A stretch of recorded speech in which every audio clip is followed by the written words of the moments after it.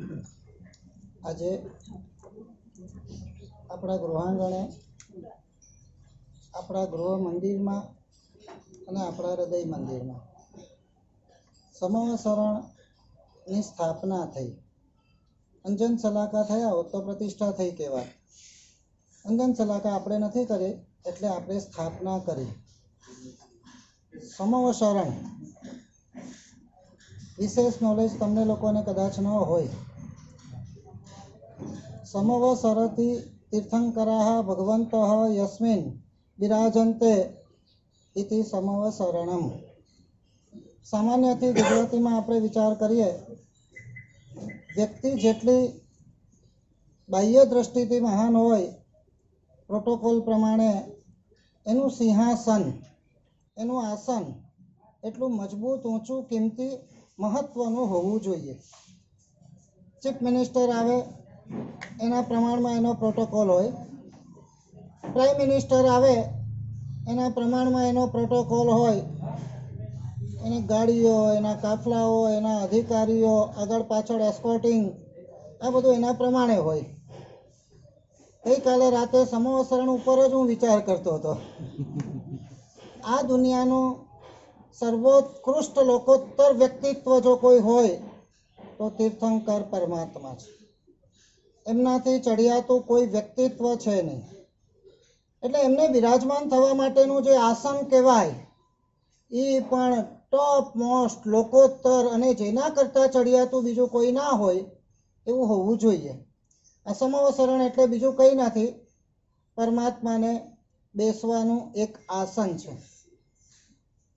કેવું આમ આપણે તો કલ્પના કરીએ ને, તમે તો ન કરી શકો, પણ અમે ખાલી આમ કલ્પના કરીએ, શું ભગવાનની જાહો જલાલી, શું ભગવાનનું પુણ્ય, શું ભગવાનની શુદ્ધિ, શું ભગવાનનો બાહ્ય દેદાર, શું લોકોના ગાંડા ઘેલા, શું દેવલોકની અંદરથી ટપોટપ માણસો ઉતરી પડે, શું ભગવાનની દેશના ચતુર્મુખ, અને કેવું સમવસરણ. આપણે તો ખાલી આ 2 ફૂટનું એક ઓલું બનાવી દઈએ સિંહાકારનું, તો એમ થાય સિંહાસન ઉપર બેઠા છે. આ સમવસરણ માલુભાઈ, એની લેન્થ, લંબાઈ, પહોળાઈ, પરિધિ ખબર છે કેટલી હોય? 1 યોજનની હોય. અને 1 યોજન એટલે અત્યારના માપ પ્રમાણે એપ્રોક્સિમેટલી 3000 થી 3500 માઇલ જેટલી હોય. એટલું સમવસરણ એની લંબાઈ, પહોળાઈ, લેન્થ, પરિધિ હોય. ખાલી આપણે કલ્પના કરવાની, બીજી અસત ઓલું નહીં, હા આટલું બધું ક્યાં થાય ને શું થાય, આ બધું નહીં. પરમાત્માના એક અતિશય છે. અને મોદી જેવા પીએમ આવે તો એનું બાહ્ય પુણ્ય કહેવાય. બાહ્ય પુણ્ય નહીં, પણ આ પરમાત્માનું આંતરિક શુદ્ધિજનિત આ પુણ્ય છે. બાહ્ય પુણ્ય આજે છે ને કાલે નથી. ટ્રમ્પ ઉતરી પણ જાય ને કાલે. અમેરિકાના પ્રેસિડેન્ટ એકવાર બેસીએ જાય ને ઉતરીએ જાય, કેમ કે એ પુણ્ય બાહ્ય છે. બાહ્ય પુણ્ય તકલાદી છે, ક્ષણિક છે, આજે છે કાલે નથી. આભ્યંતર પુણ્ય શુદ્ધિજનિત છે, અને એ શુદ્ધિજનિત પુણ્ય ફોર એવર, કાયમ માટે છે. એક વખત એ પુણ્ય ઊભું થયું, નાવ ઓર નેવર, ક્યારેય જવાનું નહીં. આવી શુદ્ધિ આ પરમાત્માની હોય. અને આ પરમાત્મા તીર્થંકર થયા પછી, બધા તીર્થંકર ન થાય, કેવળ જ્ઞાન બધાને થાય. કેવળ જ્ઞાન થયા પછી તીર્થંકર બધા ન થાય. તીર્થંકર બનવા માટે વિશિષ્ટ પુણ્ય જોઈએ. હજારો કેવળ જ્ઞાની થાય ત્યારે એક તીર્થંકર થાય. ભગવાનના અતિશયો સામાન્ય કેવલીને ના હોય. ભગવાનના અતિશયો ગણધરોને ના હોય.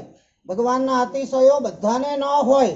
આ અવસર પીણીની અંદર 24 તીર્થંકરો અને મહાવિદ્ય ક્ષેત્ર આદિની અંદર 15 કર્માભૂમિમાં જે સિમંદર સ્વામી વગેરે તીર્થંકરો થાય, એને જ આ વિશિષ્ટ પુણ્ય હોય કે જ્યાં પરમાત્મા બિરાજમાન થાય. તમને લોકોને થાય છે ને, આપણા ગુરુ છે, પાઠ આપવા, દેશના આપવા બેસે તો એમનું સિંહાસન પણ બહુ ટોપમાં ટોપ જોઈએ. તો આમનો વિચાર કરનારા કોણ? આમની ભક્તિ કરનારા કોણ? દેવતાઓ અને ઇન્દ્રો. એમને થાય કે ભગવાનનું સિંહાસન કેવું જોઈએ? ભગવાનનું સિંહાસન ટોપમાં ટોપ જોઈએ.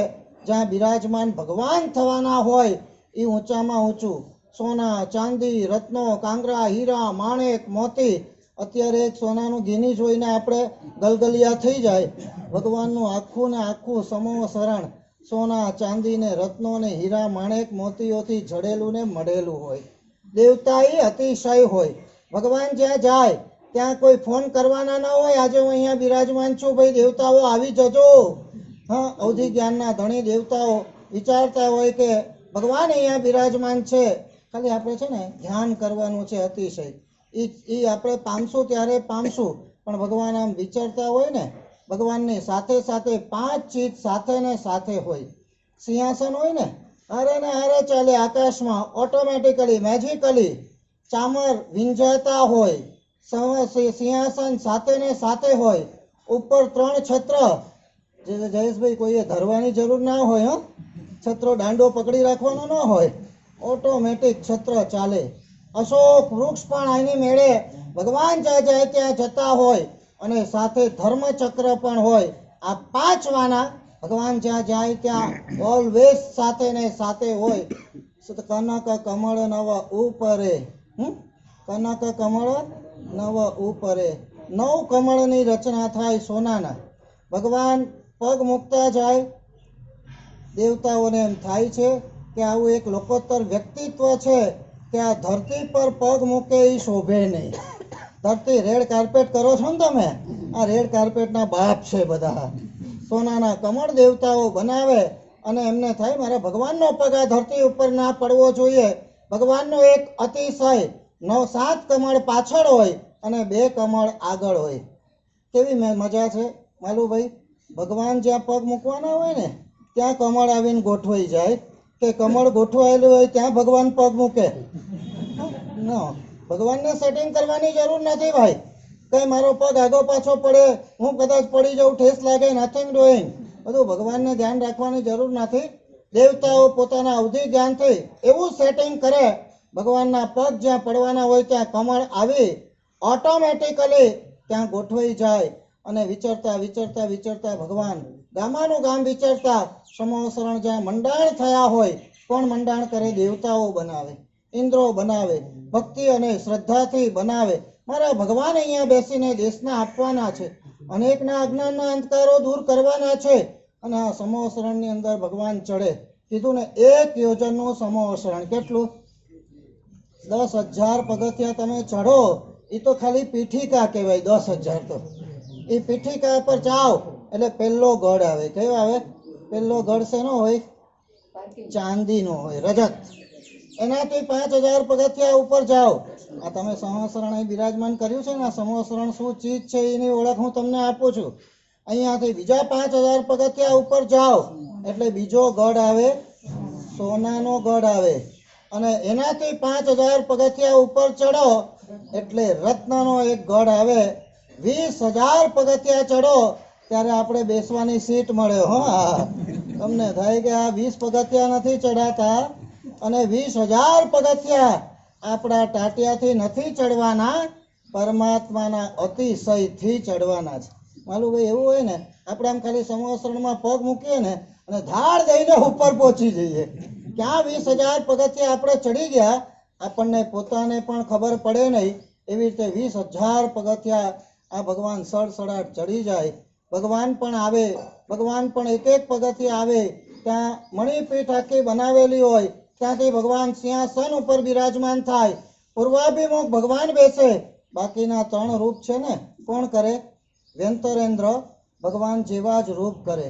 કોડી દેવ મિલકર ન કર શકે, એક અંગુષ્ઠ રૂપ પ્રતિ છંદ, એસો અદ્ભુત રૂપ તિહારો, બરસત માનું અમૃત કે બુંદ. વ્યંતરેન્દ્રની એવી તાકાત હોય, વ્યંતરેન્દ્રની એવી લબ્ધિ હોય, વ્યંતરેન્દ્રની એવી શક્તિ હોય. વિચાર કરે કે હું આ ભગવાનનું રૂપ કરવા બેઠો છું અકર્મી. ક્યાં ભગવાન? ક્યાં ભગવાનના અતિશય? ક્યાં ભગવાનની શક્તિ? ક્યાં ભગવાનની શુદ્ધિ? ક્યાં ભગવાનનું કેવળ જ્ઞાન? ક્યાં ભગવાનનું શરીર? ક્યાં ભગવાનનું રૂપ? અને હું અકર્મી એની કોપી કરવા બેઠો. આમ વ્યંતરેન્દ્ર ખિન્ન થતા હોય, પણ પાછો એમને વિચાર આવે કે આ અમારે નથી કરવાનું, આ તો ભગવાનના પ્રભાવથી જ થવાનું છે. શેનાથી થવાનું? આ વસ્તુ, આ ચિંતન એમને પાછી હિંમત આપે. ચતુર્મુખ ભગવાન બિરાજમાન થાય અને પછી પહેલો ગઢ કોણ બનાવે ખબર છે? એક્ઝામ લઈશો તમારી. હા, પહેલો ગઢ ભવનપતિ બનાવે રજતનો, બીજો ગઢ બનાવે જ્યોતિષેન્દ્ર અને ત્રીજો ગઢ બનાવે વૈમાનિકના દેવો. આ ત્રણેય ગઢ બનાવે. પહેલા ગઢની અંદર આપણા વ્હીકલ્સ તમારા, જેને પાર્કિંગ કહેવાય, પહેલા ગઢમાં પાર્કિંગ, બીજા ગઢની અંદર તિર્યંચો અને ત્રીજા ગઢની અંદર 12 પરસદા પરમાત્માની બિરાજમાન થાય. 12 પરસદા ખબર છે ને? એ બધું એકડ એકથી શરૂ કરીએ આપણે. ચાર નિકાયના દેવ, ચાર નિકાયની દેવીઓ, તિર્યંચ, મનુષ્યના દેવ, મનુષ્યની દેવીઓ એટલે સ્ત્રીઓ, અને સાધુ અને સાધ્વીજી. આ 12 પરસદા થઈ. સ્થાન એના ફિક્સ, બધા આવીને પોતપોતાની જગ્યાએ ગોઠવાઈ જાય. અને ગોઠવાય એટલે કેવી રીતે બેસવાનું? દેશનામાં બેસવાનું કેવી રીતે? 12 પ્રકારની પરસદામાં સમવસરણ સ્તવ નામનું જે આપણું શાસ્ત્ર, સમવસરણનું વર્ણન એમાં છે. અને એમાં કીધું છે કે દેવીઓ છે ને, દેવીઓ, ચાર નિકાયની દેવીઓ છે, એ ઊભા દેશના સાંભળે. સાધ્વીજી ભગવંતો ઊભા દેશના સાંભળે. સાધુઓ ઉભડક પગે દેશના સાંભળે. ઉભડક પગે એટલે ખબર? આમ બે કરીને, જેને ઉત્કટિકાસન કહેવાય. શાસ્ત્રીય પરિભાષામાં ઉત્કટિકાસન એટલે આ બે પગ આમ ઊભા અને આમ હાથ જોડીને તરતી ઊંઘ ના આવી જાય. આ આસન જ એવું છે, ઊંઘવા જાવ તો ગબડી જાય. આદરનું સૂચક છે. પરમાત્માના વચનને તરત તમે ઝીલી શકો એવી મુદ્રા વાળું છે. આ મુદ્રાની અંદર વચન સીધું ઓટોમેટિકલી અંદર ઇન્કલકેટ થઈ જાય એવું આ એક આસનની પણ એક તાકાત હોય છે. એ થઈ ગયું, બધા બેસે અને બાકીની 9 પરસદા બેઠા સાંભળે ભગવાનની દેશના. કઈ ભાષામાં આપે ભગવાન દેશના? માલકોશ ભાષાની અંદર. માલકોશ એટલે માગધી અને પ્રાકૃતનું સંમિશ્રણ કહેવાય. આ ભાષાની અંદર પરમાત્મા દેશના આપે.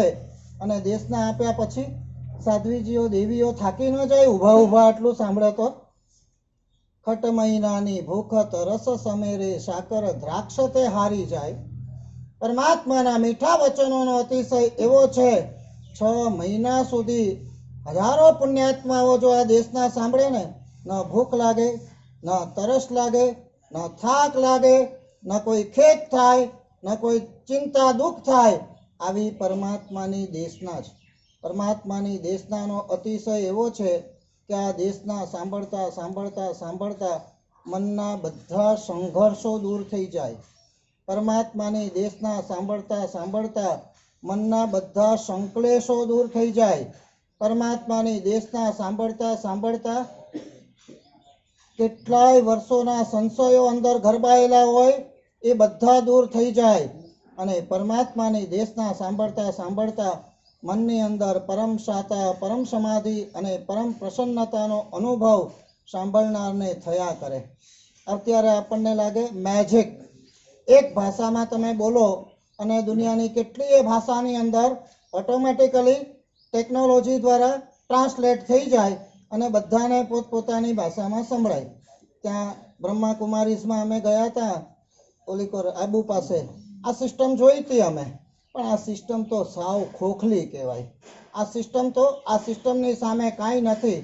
ભગવાનની દેશનાનો એક પ્રભાવ.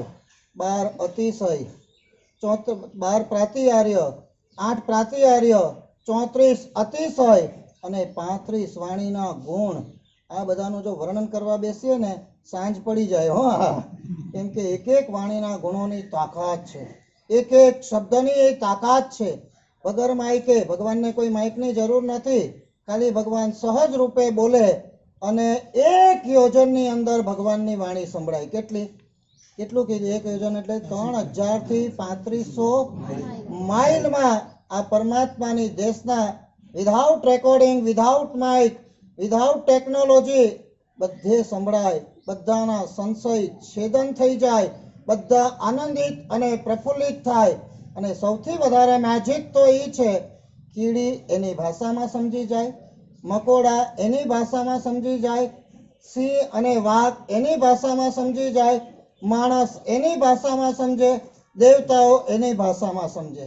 શબ્દ એક, પરિણમન અનેક, બધા પોતપોતાની ભાષામાં સમજી જાય. આ સ્તવની અંદર એનો એક દાખલો આપ્યો, એક શબ્દ, અને બધાના સંશય દૂર થાય. યશ, એક નાનકડો દાખલો આપ્યો. ભીલ હતો, 3 પત્ની હતી એની, અને 3 પત્નીને કીધું કે તમે માંગી લો જે માંગવું હોય. એક પત્નીને પાણીની તરસ બહુ લાગી હતી. એણે પોતાના પતિને કીધું કે તરસ બહુ લાગી છે, મને ગમે ત્યાંથી તમે પાણી લાવી આપો. ઓકે, પાણી આવી જશે. બીજીને પૂછ્યું કે તારે શું જરૂરત છે? બીજી પત્નીએ કીધું કે મને ભૂખ બહુ લાગી છે, મારે કંઈ ખાવાનું જોઈએ છે. ક્યાંક જંગલમાં જઈને હરણ બરણનો સ્વીકાર કરી અને મને તમે ખાવાનું આપો. પેટની તૃષા મારે, ભૂખ મારે શાંત કરવી છે. ઓકે, લાવી આપીશ. ત્રીજીને પૂછ્યું કે ભાઈ તારે શું જરૂર છે? ત્યારે ઓલી ત્રીજી એમ કહે છે કે મારે ખોરાક પણ પાણી પણ નથી જોઈતું, મારે ખોરાક પણ નથી જોઈતો, પણ મારે શું જોઈએ છે? શું જોઈએ છે? ત્રીજીનું શું આવે છે? ભૂલી ગયો, જૂની કથા હતી ને, બાણ, આ સરોવર, ખાવાનું, અને ત્રીજું શું છે? એમ દર્શન મારે તણે વાત કરી. આ ભીલને આપવાની વાત હતી. પાણી માંગ્યું, ખોરાક માંગ્યો, અને અવાજ, ગીત, સંગીત સાંભળવું છે, સંગીત સાંભળવું છે. ઓકે, તણેની વાત તો સાંભળી અને એને જવાબ એક લીટીમાં આપી દીધો. તમારી વાત તો સાચી છે, મારી ફરજ છે તમારી બધી ડિમાન્ડ પૂરી કરવાની, પણ હમણાં હું આ ડિમાન્ડ પૂરી નહીં કરી શકું. ત્રણે પત્નીઓ પૂછે છે કેમ ભાઈ? પાણીની ડિમાન્ડ, ખોરાકની ડિમાન્ડ, સંગીત સાંભળવાની ડિમાન્ડ, ગીતની નહીં પૂરી કરી શકું. કારણ કઈ? ત્રણે માટે સિંગલ આન્સર, એક જવાબ આપ્યો, સરોનથથી. શું કહે છે? સરોનથથી. આ એ આન્સર. સર, એક સર શબ્દ, સર, SIR તમે જે કહો છો એ સર, સરોનથથી. એક શબ્દના લાખો અર્થ થાય. કેટલા થાય? કેટલા? હવે બધું તમારી આગળ ભેંસ આગળ ભાગવત જેવું છે. તમને એમ થાય how is it possible, next to impossible. Sir, પેલી પત્નીને કીધું સરોનથથી, ભાઈ તારે પાણી જોઈએ છે પણ અહીંયા આજુબાજુ ક્યાંય સરોવર દેખાતું નથી. સર એટલે સરોવર. બીજી પત્નીને કીધું કે ભાઈ તારે ખોરાક જોઈએ છે, હરણનો જંગલમાંથી શિકાર કરીને લાવવાનો છે, પણ મારી પાસે સરો નથી એટલે બાણ નથી હમણાં. બીજો અર્થ થાય બાણ. સરનો અર્થ શું થાય? બાણ. અત્યારે મારી પાસે નથી ભાઈ, એટલે તને નહીં લાવી શકું. અને ત્રીજીને કહેજો અરે સંગીત, ગીત સંગીત સાંભળવા છે, પણ હમણાં મારી પાસે કંઠ સરો નથી. સ્વર, કંઠ એટલે સ્વર, સ્વર નથી. ત્રણેયના અર્થ જુદા. ત્રણેયનો એક શબ્દ એમ હજારો લાખો દેવતા, મનુષ્ય, તિર્યન, જાનવરો, કીડી, મકોડા, જુદા જુદા પ્રાણીઓ, પણ બધા માટે એક જ ભગવાનની દેશના એક સરખી બધાને સંભળાય, એક સરખી રીતે બધા પોતપોતાના અર્થો સમજી લે અને એક સરખી રીતે પોતપોતાની રીતે આ બધા અર્થોને ભગવાન પરિણમાવે. સમોસરણ કેવું હોય?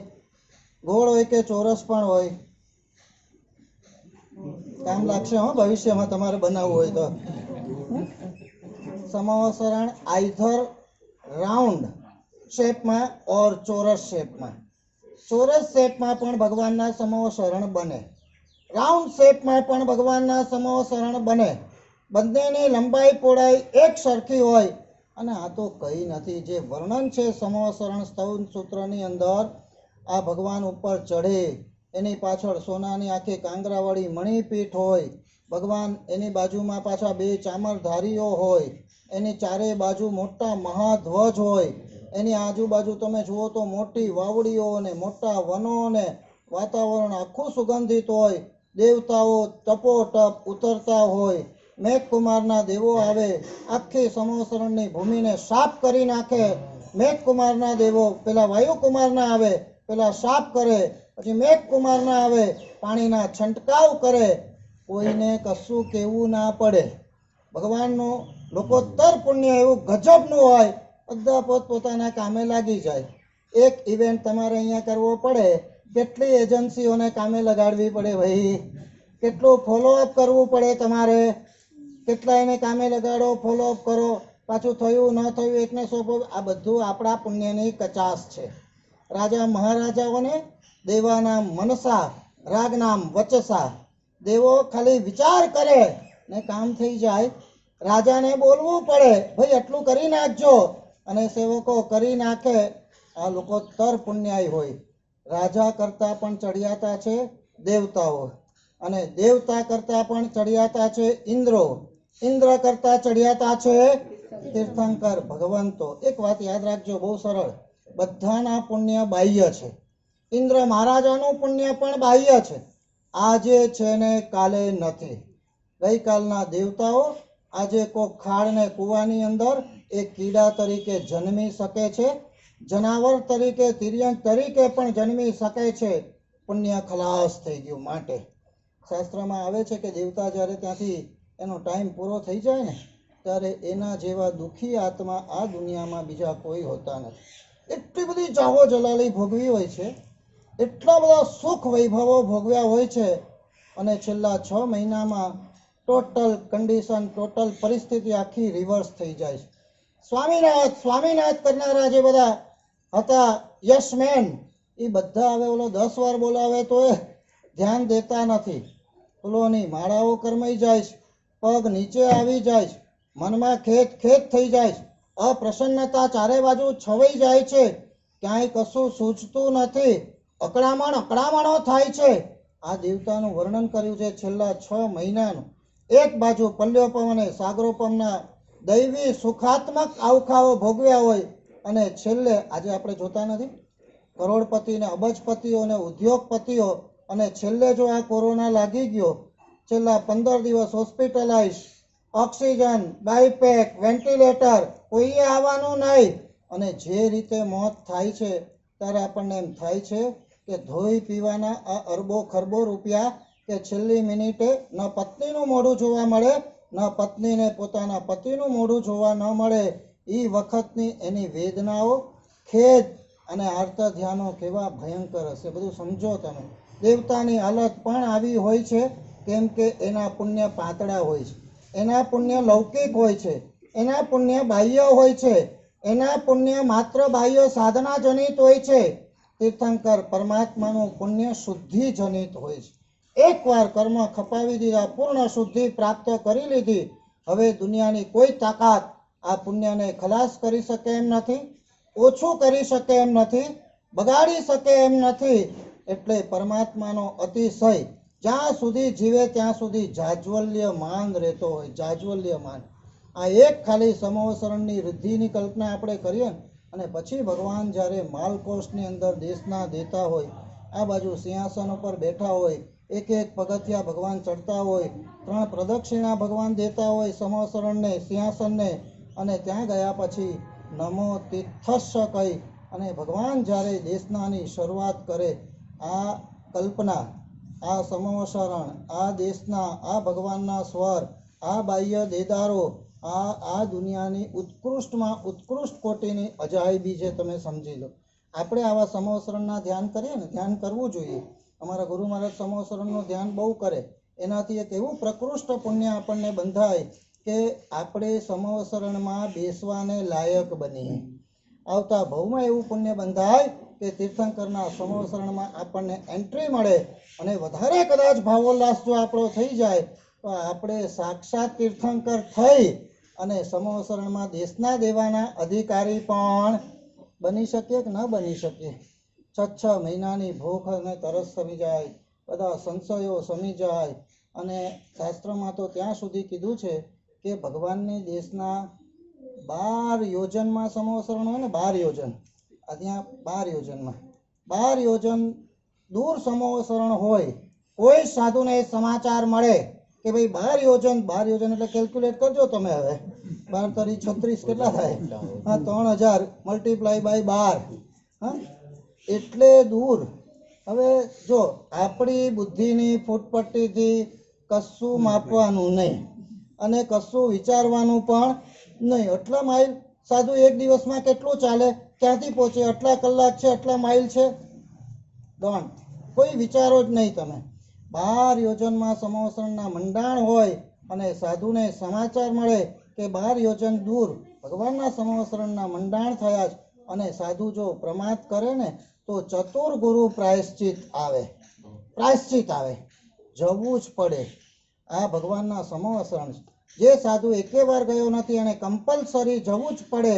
અને 12 યોજનની બહાર હોય તો છૂટ છે, પણ વિધિન અંદર હોય તો એને ગયા વગર છૂટકો જ નથી. આવી ભવ્યાતિ ભવ્ય સંવત્સરણની રચના સાક્ષાત તીર્થંકર ભગવાન માટે થાય. વચ્ચે કેટલી દેશના આપે માલુભાઈ, મનીષભાઈ? તીર્થંકર માટે એવું કથન છે, કેવળ જ્ઞાન ન થાય ત્યાં સુધી ભગવાન એક પણ દેશના આપે નહીં. Not a single one. જ્યાં સુધી ભગવાનને કેવળ જ્ઞાન થાય નહીં ત્યાં સુધી નોટ એ સિંગલ પ્રીચિંગ, એક પણ દેશના નહીં. અને કેવળ જ્ઞાન થયા પછી નિર્વાણ સુધી એક પણ રવિવાર નહીં.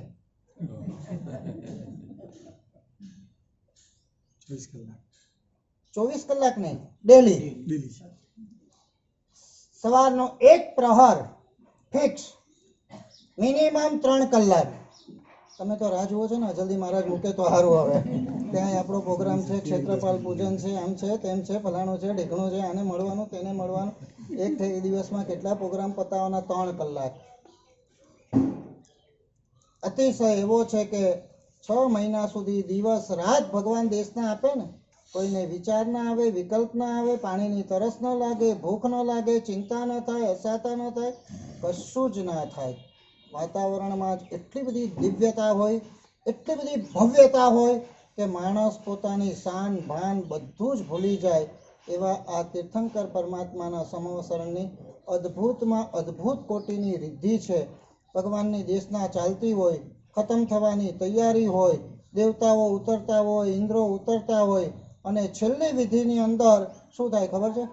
બલિ વિધાન કહેવાય છે. અત્યારે બલિ કરો છો ને તમે, એ બલિ વિધાન કહેવાય. દેવી દેવતાઓ, રાજા મહારાજાઓ, ચક્રવર્તીઓ જે અક્ષત ચોખા હોય આખા, એની ચોખાને બલિ વિધાન કરે. હમણાં વિધિકારે કર્યું હશે. આ બલિ વિધાન બહુ મહત્વનું હોય છે. સદવા જે સ્ત્રીઓ હોય આ બલિ બાકડા લઈને આવે. ઇન્દ્ર મહારાજાઓ સુગંધી દ્રવ્યો એની અંદર નાખે અને જ્યાં આ બધું સાઇમલ્ટેનિયસલી થાય છે. એક બાજુ આ લઈને આવે અને બીજી બાજુ સાઇમલ્ટેનિયસલી ભગવાન દેશના ખતમ કરે એક સાથે. આ લઈને આવે એટલે આપણે કહીએ છીએ ને ઘંટ વાગે એટલે પૂરો થયો ક્લાસ. બલિ આયા, ભગવાનની દેશના પૂરી થવાની તૈયારી, ભગવાનની દેશના ત્યાં પૂરી કરી નાખે. આ બલિની તાકાત એ છે કે બલિ લઈને ચડતા હોય, દેવતાઓ વધાવતા હોય, સુગંધી દ્રવ્યો નાખતા હોય, અને પછી ઇન્દ્ર મહારાજા દેવતાઓ આવે, ભગવાનની દેશના પૂરી થાય, 10 દિશાની અંદર બલિ નાખે, ઉછાળે. અને આ બલિની માટે એવી પ્રથા છે કે કોઈ પણ વળગાડો, ભૂત પ્રેત પિશાચો તકલીફો, પણ આમ તો તીર્થંકરના અતિશયથી જ જતી રહે. 6 મહિના સુધી ભગવાનની દેશના જેણે એક પણ વાર સાંભળી છે એને મિનિમમ 6 મહિના સુધી કોઈ રોગ શોક આધિ વ્યાધિ ઉપાધિ કશું આવે નહીં. એક જ દેશના સાંભળો એનો આ પ્રભાવ છે. આ બલિ બોકડા તો એક વ્યવહારિક પ્રથા. અને આ બલિ બોકડા આમ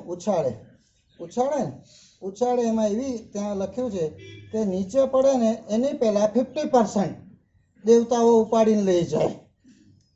કિંમતી વસ્તુ છે. દેવતાઓ શું કમીના છે દેવતા પાસે? હા નિખિલભાઈ, આગળ કેવા સામ્રાજ્ય છે તમે, પણ તો આ બલિની પાછળ એટેચ, એને આકર્ષણ, નીચે પડે એની પહેલા જ લઈ લે. બાકીના 25% જેમણે રાજા મહારાજાઓ ચક્રવર્તીઓએ આ બલિ બાકડા બનાવ્યા છે એ લોકો લઈ લે. અને બાકીના 25% અનામત હોય છે ને, પાછી બધી અનામત, બાકીના 25% આમ જનતા આ બધા બલિ બાકડા લે. અને એવું કહેવાય છે કે આ બલિ બાકડાનો એક દાણો પણ જે વ્યક્તિ પોતાના માથે નાખે એને લાઈફ ટાઈમ સુધી કોઈ રોગ શોક વગેરે આવતા નથી. 6 મહિના તો મિનિમમ, અને બાકી લાઈફ ટાઈમ સુધી. સમજા, આ બલિ બાકડાનો એક ગજબનો પ્રભાવ છે. આવા સંવત્સરણની અહીંયા આપણે સ્થાપના કરી છે. પરિવાર પણ રોજ સંવત્સરણનું ધ્યાન કરે, સંવત્સરણનું ચિંતન કરે, સંવત્સરણનું પૂરેપૂરું નોલેજ તમે મેળવી લો. કે આ ભગવાન એક પ્રહર સુધી આ સમોસરણમાં દેશના ભગવાનનું સ્થાન છે. શું છે? આ સ્થાન છે. દેશમાં પહેલા પ્રહરમાં દેશના આપે ને ભગવાન, પછી ક્યાં જાય ખબર છે? બીજા ગઢની અંદર આખો દેવ છંદો હોય. શું હોય? બીજા ગઢમાં દેવ છંદો હોય. અશોક વૃક્ષ આખો ત્યાંથી શરૂ થાય. એ દેવ છંદાની અંદર ભગવાન આરામ ફરમાવે. ભગવાનને આરામની જરૂર નથી. ભગવાનનું પરમ સાતાવેદનીય કર્મ તીવ્ર ઉદયની અંદર આવેલું છે, પણ એક શરીરને એક આરામ જોઈએ. ત્યાં આરામ કરવા બેસે અને બધા હમણાં તમે આવો મોટા સાહેબ આવ્યા, કેમ બધા પગ દબાવવા આવી જાઓ, બેસી જાઓ ને, એમ દેવતાઓ અને ઇન્દ્રો ભગવાનના પગ દબાવવા, સેવા કરવા આવે ત્યાં દેવ છંદાની અંદર.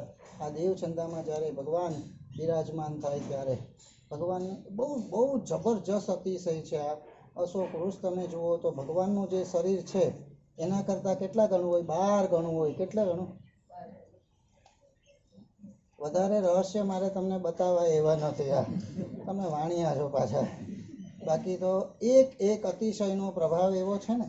ફોર એક્ઝામ્પલ, તમને બહુ શોખ, બહુ ડિપ્રેસ, બહુ ટેન્શનમાં છો તમે, આ અશોક વૃક્ષનું તમે ધ્યાન કરો ને. જેના વૃક્ષ અશોકથી શોક દૂરે થયો જી લાય. આ અશોક વૃક્ષના મંત્રની એક તાકાત છે કે ઇમિડિયેટલી તમારો બધો શોખ ગાયબ કરી નાખે. તમને લોકો અડધૂત કરે છે, તમને લોકો બોલાવતા નથી, ડિફેમ કરે છે. ભગવાનનો પૂજાતિશય આત્મક જે મંત્ર છે, પૂજાતિશય સંયુતાય અર્હતે નમઃ, આટલો ખાલી જાપ તમે કરો ને, લોકો સામેથી સલામ ભરતા ભરતા આયા વગર રે નહીં. આ સિંહાસન, આ ભામંડલ, કેવું ભગવાનનું તેજ! લાખો સૂર્ય તો ભગવાનના તેજ પાછળ ઝાંખા પડે, ઝાંખા. કેનોટ સી, આપણે જોઈ ના શકીએ ભગવાનનું રૂપ. આખું સંક્રાંત થઈ જાય ભામંડલની અંદર. 3 છત્ર ઉપર હોય, અશોક વૃક્ષ હોય, ચમરાવલીઓ આમ દેવતાઓ વીંચતા હોય, દેવ દુંદુબીઓ વાગતી હોય, તુડુમ તુડુમ તુડુમ, દિવ્ય ધ્વનિઓ આકાશમાં ગુંજતા હોય અને પુષ્પ વૃષ્ટિઓ થતી હોય. ખાલી આ જોવા મળે. આપણે આ મહોત્સવમાં આપણે ગાંડા થઈ જઈએ છીએ. આ બેન્ડ વાળો આવ્યો ને, આ ફલાણો આવ્યો ને, આ ઢેકણો આવ્યો. એની સામે આ બધું શું છે એમ કહો તો ખરા.